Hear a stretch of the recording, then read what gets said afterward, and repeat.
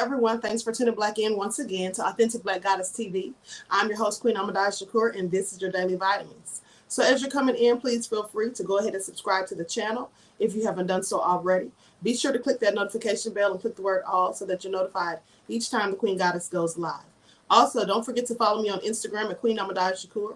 And also make sure you follow on Instagram the QueenAShakur fan page. You can find me on Twitter at DGoddess27. All right, and if you look for the links in the videos and you cannot find them, you can always find them in the YouTube community. Okay, some of them are on the Twitter page also.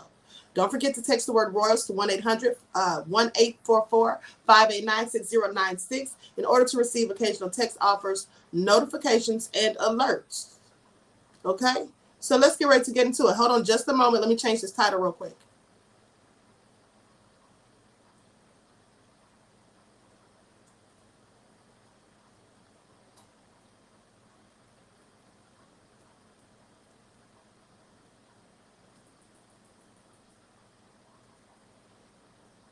Okay, I think I'm going to leave the title the same. So let's get into it, people, because here's the first thing I want to talk about. You all remember the nefarious FedEx driver who dumped all those packages in the ravine, right, in Blaque County. And people couldn't find their packages and all those things. They were wondering what happened. And then a property owner happened to come upon them. Yeah. So we're going to talk about that because the ex-FedEx driver, because, of course, he was fired. He's likely facing charges, said that he just didn't want to deliver them. Said he just didn't want to drop those packages off. So that's what he did. You know that song they have going around trending on the internet? The song about I don't do nothing at my job. I don't do no work. I just sit here and kill time and all that stuff. That's apparently what he was thinking. That's apparently what he was thinking. Hello, Danielle. Chocolate Kool-Aid. All right, Tracy, I see you. Christopher. Christopher said, Queen, keep doing Black media work. You know I will, beloved. All right, Anthony, Lee, Tracy, Joe, JB1, my aunt Egypt, Queen Adaya, Dervis is in the house, Byron B, Marilyn, Danielle, Just Biz, They Love the Queen, Rain Love, Irma, Vince I Am from the UK is back, said his eyeballs in the thumbnail just shows how he has no soul and dead eyes. Absolutely, beloved, like a shark, no less. Okay, Silent D, American Indian, Mitchie Me. Okay, shout out to you. So let's get into it, people. Everyone go ahead and give this video a like and a share. Shout out to everyone in the chat. Terry Hinton says, so he wants to get paid doing nothing? Wow. Oh, yes, absolutely, beloved. That's the new thing. That's the new thing. Many people just want to get paid to do nothing. They actually think that's a job. You know, to be honest, some people wouldn't have a job working in a pie factory tasting pies. That's what some people just wouldn't do. I'm not surprised. So now listen to this. Let me pull this up real quick.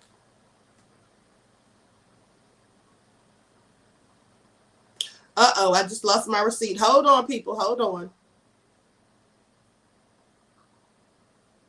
Okay, here it is. Let me forward this real quick. Likes up, everyone, please. Like and share.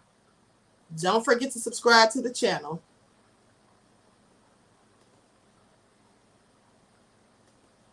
All right, here we go.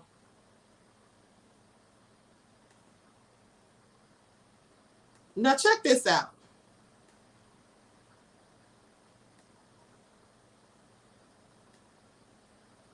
I'm going to show you all a video in just a moment, but check this out. So this, of course, happened in Blaque County, Alabama. Now, the man responsible for dumping hundreds of packages from a FedEx truck into an Alabama ravine will turn himself over to law enforcement for his poor choices. I call that a bit more than poor choices, okay?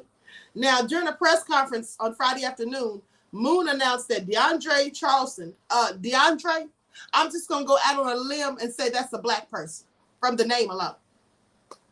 DeAndre Charleston, age 22 of Adamsville, Alabama, admitted to dumping packages 5 different times between November the 17th and November the 24th off River Oak Trail in Hayden while working as a contract employee for FedEx. The packages were discovered by police the day before Thanksgiving. All right, so they say, according to Moon, and I'm guessing Moon is the police chief, at least 153 of the packages gathered were able to be scanned, and 247 were not able to be identified. affecting approximately 450 customers. In a total, $24,700 worth of packages unaccounted for. You know he's in big trouble. This is so stupid. Like, who would do this? This is beyond ridiculous.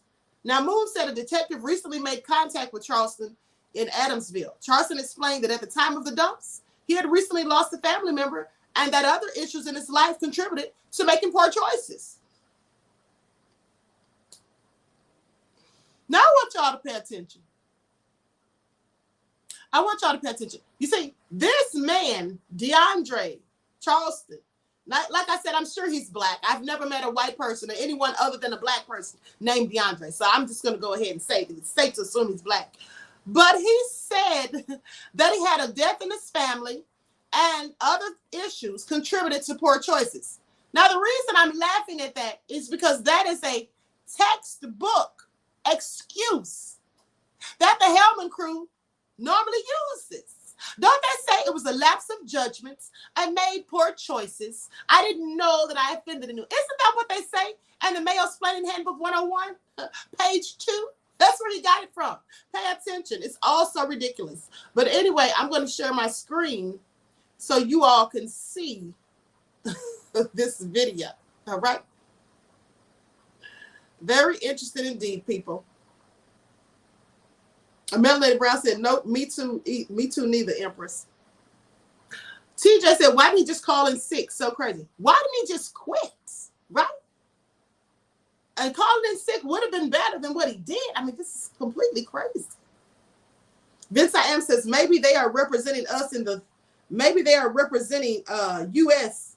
in the throwing delivery package Olympics since there's an issue with the Winter Olympics. Oh, Yella says Mayo's Explaining Handbook 101, LOL. Yes, exactly. I tell you all about that. I tell you all about that all the time. I mean, we always hear the same excuse when they do nefarious things, right? And surely there's a handbook that gives them a whole script of what they should and shouldn't say. And that's obviously what he read. So I'm going to share my screen. I'm going to mute myself for a moment. Melanie Brown said, I mean, if you don't want the job, just don't go. Right. Exactly.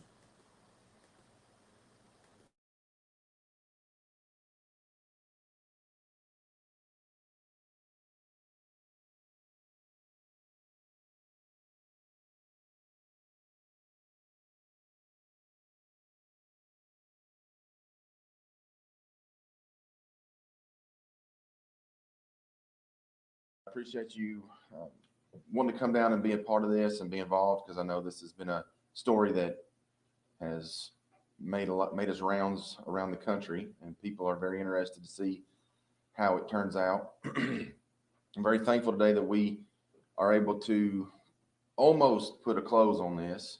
We do have our suspect, we do have charges, we do have the warrants in hand, and they are placed in NCIC.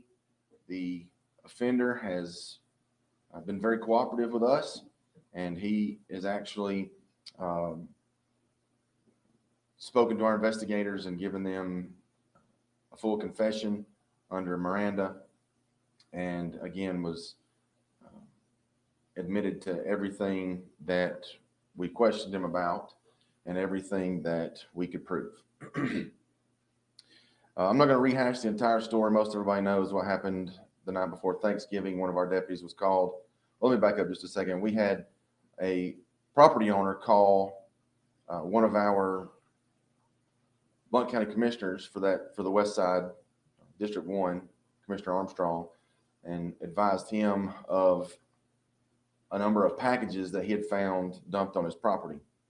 Commissioner Armstrong then turned and notified us, which is when the investigation began.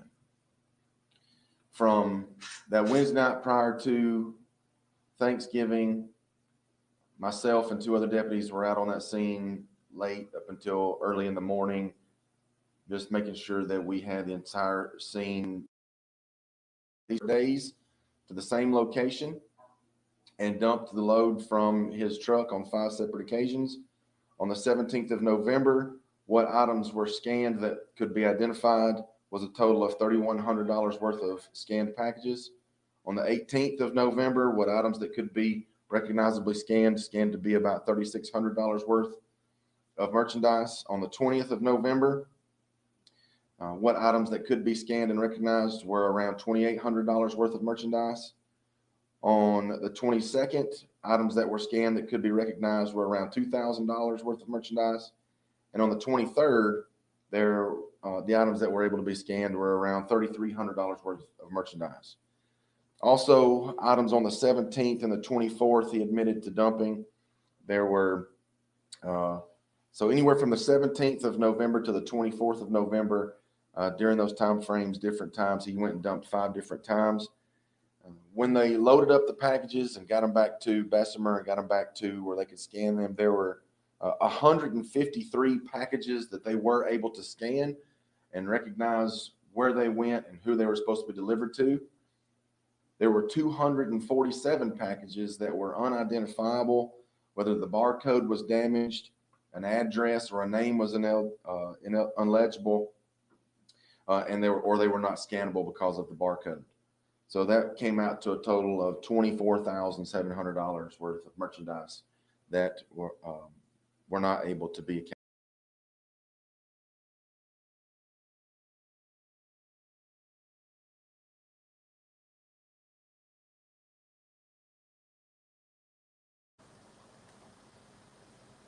I'm sorry, people. I just couldn't listen to any more of his rambling. I mean, he was taking forever and a day to get to the point. I was also distracted by some of the comments in the chat, especially Vince I Am from the UK talking about where's his neck along with other missing facial features.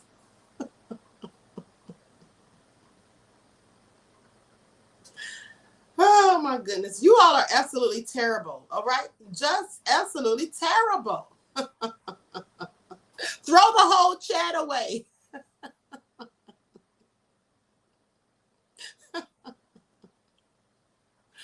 Oh.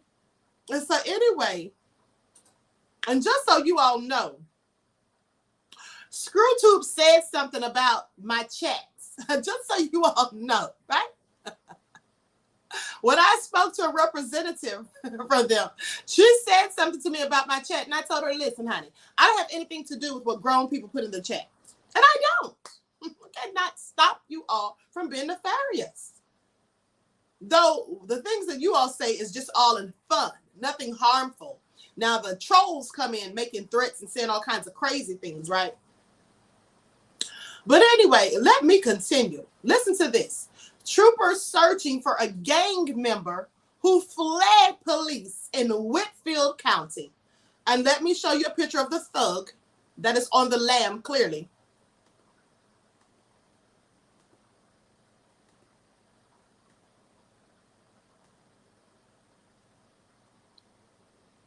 That's him. Doesn't look like a blood or a Crip nor a gangster disciple. So anyway, they say Georgia State Patrol troopers say they are searching for a known gang member who has multiple felony warrants. Troopers say Dakota Lynn fled GSP and other law enforcement on Saturday night on Highway 201 in the Lake Cathy area of Whitfield County. Authorities say he is known to spend time in the Ringgold and Dalton areas. Lynn was last seen wearing blue jeans and a white hoodie. Wonder if it was a Klansman's hoodie or just a regular hoodie. I have to ask. They have not commented on the felonies that he's wanted for. I want y'all to pay attention. Listen carefully. Now, this is a whole thug, a gang member, and he's known to police, which means he's been in trouble numerous of times before, probably has a rap sheet as long as his own arm. And they say that numerous felonies, all right? Now, he's on the run, but they will not comment on the felonies that he's wanted for. Don't you find that interesting? Because when it's a black person, they'll always give a whole list and array of your charges. And in fact, even if you're not on the run, even if you just got into an altercation, right, at a traffic stop where the police beat you about your head or even killed you, you got killed by some racist on a subway train like the young black lady and her sister who were stabbed or had their neck slit, and one of them died. Remember they showed the picture of her holding a cell phone case that looked like a gun, and they tried to make people think it was a gun. These are the things they do when it's a black person. They'll absolutely dig up any dirt they can find and tell your whole life history from point A to point B. And if they can't find any criminal activity on you, then they'll go look into your parents, like they did this other black person. I can't remember who it was. Was it Freddie Gray or someone? They said the mother or father was a crackhead. Remember that? These are the things they do. They even tried to find something on Breonna Taylor, saying that she quit a job once. Who cares? But with this, I want you to pay attention to, even with their criminals, wannabe supremacists will stay absolutely uncoded. They will not tell you what this thug is wanted for. Don't they think that's important? That's a need-to-know fact? I'm serious. Isn't this a need-to-know fact? Is he armed? Is he dangerous? What has he done in the past? Is he violent?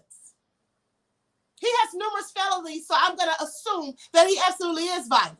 Now, why aren't they releasing these details? Pay attention. And then they say, GSP says, if you see Lynn, you should not approach him and instead call 911. Well, I'd like to know why I shouldn't approach him. I'd also like to know what he's done and what he's capable of. And is he armed? That's what I'd like to know. But they're not going to tell us that. Because once again, like I always say, the devils are on code. So anyway. Now listen to this.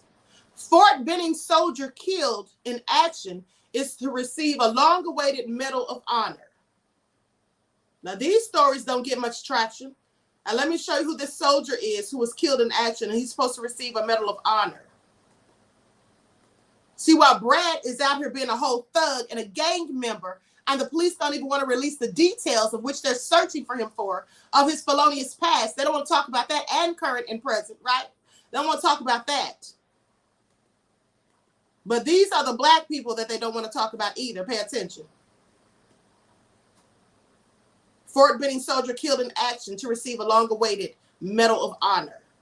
They don't want to tell these stories about black people. They only want to tell stories about gang violence and, you know, their so-called black-on-black crime and black people out here breaking into these stores, which is clearly setups, if you ask me. That video I showed you last night with the smash and grabs, y'all don't think that's all staged? I clearly do. Now, I can't prove it, but that is absolutely my opinion. Now, this is reported by WSB-TV. Now, Casino Cache White was at her brother's bedside when the Army infantryman died in 2005 from severe burns that he suffered while rescuing fellow soldiers from the flaming wreckage of their vehicle in Iraq. A whole hero. Let me tell you all something. This man is a real hero. But you see, the racist devils who want to be supremacists, they call Kyle Rittenhouse a hero. Now, I want you to pay attention because I know a lot of them are watching just so they can hate, and they dare not troll because they know they'll get roasted. But at the end of the day, this is what a hero looks like, honey, in case they were wondering. This is what a hero looks like, all right? That's what a hero looks like. Not somebody who took themselves with an illegally obtained gun, who got their no good, low down, dirty mother, who taught them to be a wannabe supremacist like her and their father, and drove across state lines and went to a protest to which they had no business being at, that lied and said that someone called and asked them to come there and protect the building that the person never even asked them to protect, went there with a whole AR-15 and then went there clearly to kill people. That's not a hero. The only type of people who think that's a hero are racist demons who hold up a system of wannabe white supremacy. Now let me continue. So he suffered severe burns and died while rescuing fellow soldiers from the wreckage in their vehicle in Iraq. 16 years later, her late sibling will soon be awarded the U.S. government's highest military decoration for acts of valor. I also want you to pay attention. This man died 16 years ago, and he's just now getting his Medal of Honor. But you know what? Marjorie Taylor Greene, Senator Marjorie Taylor Greene, well, remember, she wanted to give Kyle Rittenhouse the Congressional Medal of Honor. Y'all remember that? Huh? The Congressional Medal of Freedom or something. She wanted to give him an award. And she wanted that done post-haste. He didn't save anybody's lives, even though he lied and said he was a whole medic. He also said he was enrolled in college, but we found out that was a lie too. So this liar and murderous piece of shite, clearly racist, who held up the wannabe supremacist sign and all that, took pictures with wannabe supremacists, notice the Proud Boys. That's their hero. Now you all need to get on the phone and call Candace Owens. You need to go on Twitter, Instagram, and go to Candace Owens' page and let her know Kyle Rittenhouse, Shittenhouse, Outhouse, Rottenhouse ain't no hero. And Black people don't praise thugs and criminals. That's what they do. And we have a history to prove it. Let me continue. So they go on to say, 16 years later, his late sibling will soon be awarded the U.S. government's highest military decoration for acts of valor. Sergeant First Class Alan Cachet, who served in the 3rd Infantry Division at Fort Benning, Georgia, will be the first Black U.S. service member to receive the Medal of Honor for his actions since Vietnam, according to the White House. Now, that's a darn shame. He's the first Black person since Vietnam to win this medal, and it took 16 years to give it to him. I want you to also pay attention to that, because there has been numerous of Black people who have been heroes during a time of war. All right? But they didn't give them any medals. They give them no recognition or honor. She says, I've been waiting on this for so long. This is what his sister says, who compared her elation at the news to winning the lottery. The White House announced Friday that President Joe Biden will award the Medal of Honor on Thursday to Cachet and two other U.S. soldiers who fought in Iraq and Afghanistan. She says, my baby brother will go down in history. His name and his actions will be forever memorialized. And that's what they should be, because he is a real hero, a true hero. All right? He saved lives. That's what heroes do. Heroes save lives. They don't take them from unarmed people. That doesn't make you a hero. That makes you a coward. Now, let me continue. Now, the youngest of 10 children, Cachet grew up in Oviedo, Florida, near Orlando, and entered the military after graduating from high school. According to the Army, Cachet was on patrol near Samarra, Iraq in October of 2005 when the Bradley armored vehicle he was commanding came under attack. An exploding roadside bomb set it ablaze. Cachet pulled 6. Do you know how hard it is to pull one person out of an exploded vehicle that's on fire, but let alone 6 by yourself? Cachet pulled 6 fellow soldiers and an interpreter from the burning wreckage, making several trips to the vehicle while receiving horrific burns himself. He was hospitalized with 2nd and 3rd degree burns over nearly 3/4 of his body.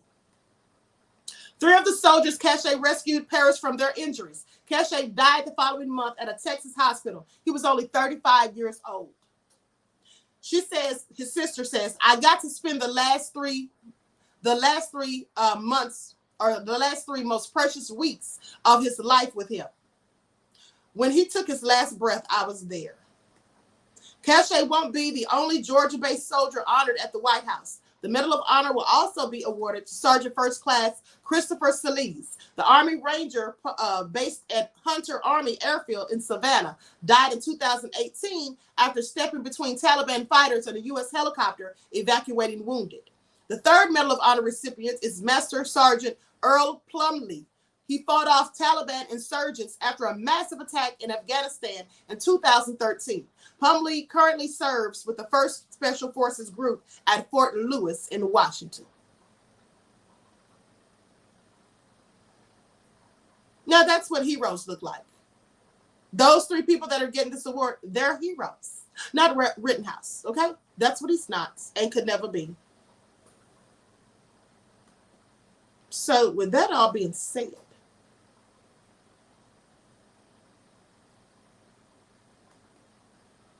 Vista M says, are they going to add any male soldiers in the mix? Enslaved Negro U says, yes, it is a staged event of smashed and grab, a false flag event. No, that's the 666 Masonic cult gang sign. The Kyle Rittenhouse judge reportedly threw up the Masonic hand sign in court. Yes, of course he did. Absolutely. And like I told you all, beloved, I told you all months ago, there was going to be a false flag, right? Setting people up. Pay attention.